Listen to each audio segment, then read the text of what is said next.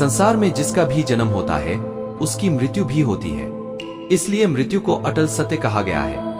गरुड़ पुराण ग्रंथ में भगवान विष्णु द्वारा मृत्यु और मृत्यु के बाद की स्थितियों के बारे में विस्तार पूर्वक चर्चा की है। भगवान कृष्ण ने भी गीता में मृत्यु के बारे में बताया है।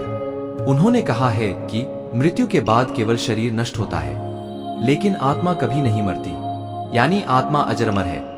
परिवार में जब किसी सदस्य की मृत्यु हो जाती है तो लोग उनकी वस्तुओं को याद के तौर पर बहुत संभाल कर रखते हैं। वहीं कुछ लोग तो मृतक की वस्तुओं का इस्तेमाल भी करते हैं, तो कुछ लोग इन्हें दान में दे देते हैं। गरुड़ पुराण में इसके बारे में भी चर्चा की गई है। इसमें बताया गया है कि मृतक की किन वस्तुओं का इस्तेमाल नहीं करना चाहिए और यदि इन्हें इस्तेमाल किया गया तो इससे क्या होगा।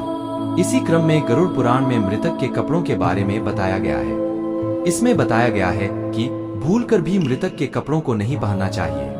गरुड़ पुराण में ऐसा उल्लेख है कि मृत्यु के बाद मृतक के कपड़ों को इस्तेमाल नहीं करना चाहिए। इसका कारण यह है कि व्यक्ति का अपने कपड़ों के साथ खास जुड़ाव होता है, क्योंकि मरने के बाद भी आत्मा भौतिक संसार का मोह नहीं त्याग पाती और वह अपनों के बीच रहना चाहती है। इसलिए मृतक के जुड़ी चीजों का इस्तेमाल करने के बजाय इन्हें दान कर देना चाहिए।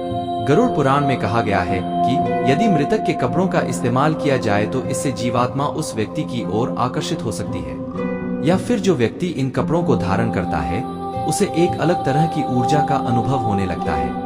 इसलिए कई लोग मृतक के कपड़ों को रखने के बजाय इसे दान कर देते हैं। कपड़ों के साथ ही मृतक की घड़ी और जेवर का भी इस्तेमाल नहीं करना चाहिए।